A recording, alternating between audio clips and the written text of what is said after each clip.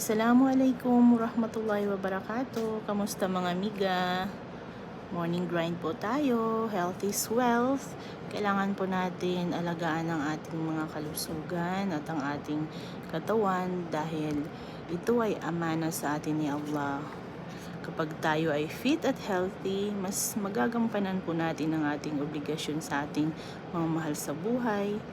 At lalong-lalo na mas magagampanan po natin ng maayos ang ating mga ibada o pagsamba kay Allah.